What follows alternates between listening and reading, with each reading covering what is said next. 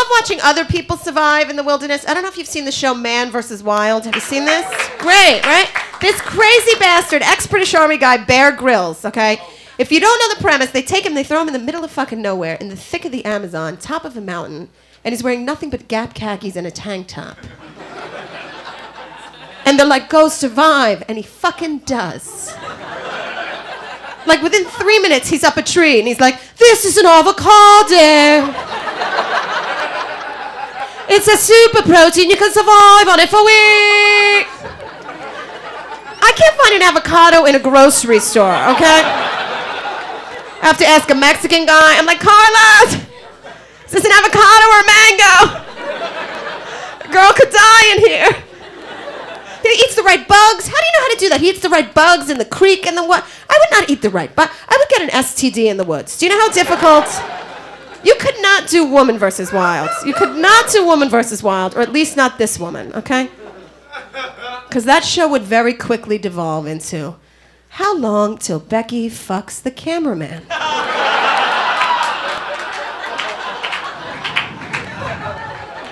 So I'm pretty sure he has food and shelter. Sometimes a bitch has to survive. Oh, Christ.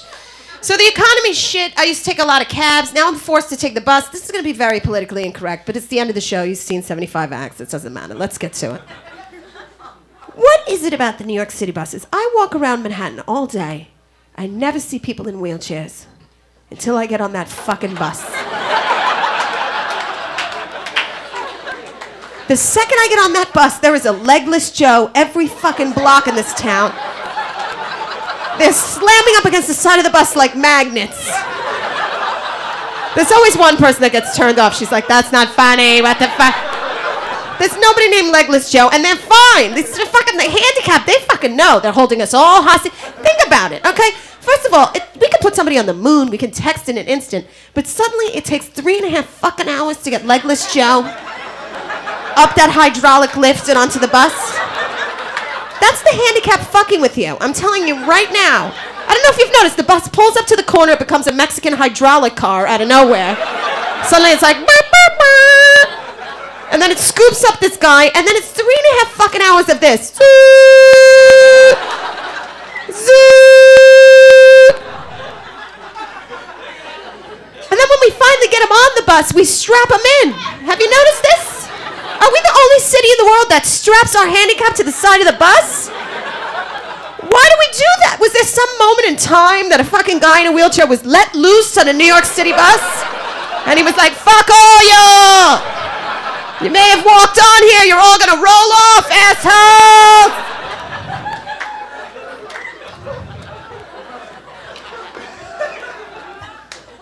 So you get a lot of shit in this town when you're a curvy bitch. You really do. You get a lot of shit. And you know, I do know I have a lot of ass. I'm fucking aware. People don't need to tell me 24/7. Like, you should not be able to say nice ass to a woman from the front. You understand what I'm saying? Like, it should not wrap around the sides like that. Like walking parentheses. That's a lot, you know what I mean? It's a lot to have these, like, walking parentheses. And then there's a new thing now. If you're in the Black and Latino community, or you know somebody in the Black, send a memo, okay? This has got to stop. Telling a woman on the streets that she has a fat ass as a compliment. Do you know this, right? They'll tell a woman you have a fat ass, but it's spelled P-H-A-T with a silent P, and that's supposed to be a fucking compliment.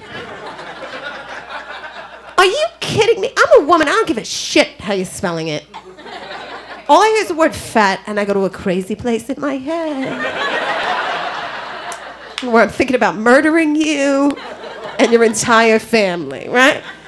And it's never a hot guy that tells you have a fat ass. It's never Kanye West or somebody with a degree. It's usually a guy that just fell out of an alley, right? He's got like one tooth in his head, all his possessions in a cart, Vaseline from head to toe. What's that about? Is that a new hair gel? Are you in a race? What's happening to you?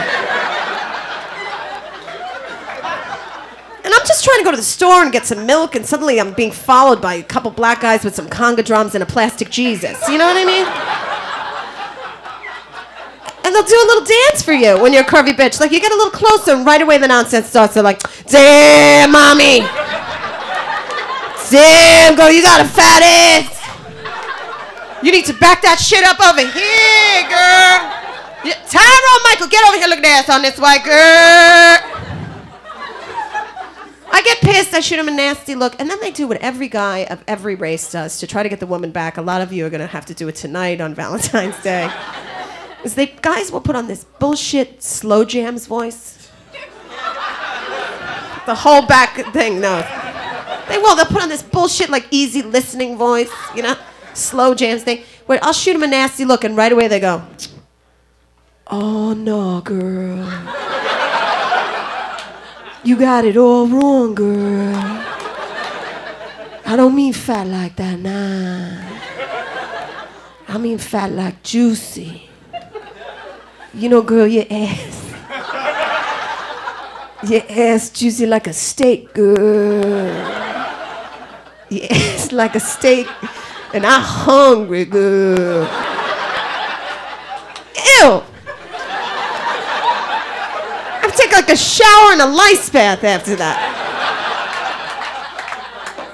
Straight men are hilarious. You're hilarious. Like, I have a straight male friend. You're very homophobic, all of you, and women aren't like that. I have a straight male friend. He was supposed to jump out of a plane, okay, skydiving, and he was supposed to go tandem attached to this instructor, and he didn't want to do that because he thought it might look gay. As if somebody on the ground is going to look 10,000 feet in the air. Is that a faggot in the sky? That's a faggot up there. Men are fucking crazy, right? Women are not like that. Like, we'll queer off over anything. Like a couple drinks, women are making out and shit. Have you seen the Girls Gone Wild video? Like, we're just kind of a group of vaginal sluts. Literally, like glitter fucking beads, silly putty, and they're like, here's a shiny coin, will you make out with Mary? Okay. Like, when did our sexuality become so easily bartered? You know what I mean? Jesus Christ. All right. I gotta get out of here. I'll leave you on this. I love this town, but you see some weird shit. I walked into an ethnic deli the other day, okay? It was a bodega, Puerto Rican deli. I walked in there. First of all, they sell the weirdest shit there. I think they were selling like a VHS tape, a lamp, and like a dirty biscuit. And the dirty biscuit was very important. It was behind plexiglass. As if there was going to be a shootout over the dirty biscuit. And I saw a thug off. I had never seen this before. Have you ever seen a thug off? Okay. There was, behind the counter was, I'll call him Thug Light, okay? He was back there, he was like muscles, you know, and he had like the jewelry on and shit. And then in walks Big Daddy Thug. Have you seen that? Like a guy who's so thugged out, it almost looks like he's in a costume, right? Literally, he had like his hat pinned to the side, he had grills on with the diamonds in them, he had this matching sweatsuit, it was airbrushed, bedazzled. His Nikes were lighting up. I was like, how do you be tough in that? You're almost in a dress, you know what I mean? Crazy! And it was the craziest conversation I ever heard in my life. Big Daddy Thug gets in Thug Light's face, right? He gets right in his face and he goes, yo, you got that apple cinnamon tea?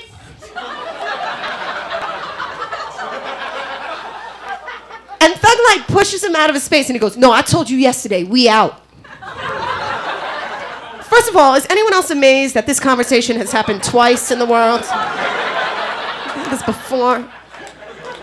And just when I thought the shit couldn't get crazier, Big Daddy Thug kicks through the exit door, and before he leaves, he screams out, yo, you need to step up your tea game, son, aight?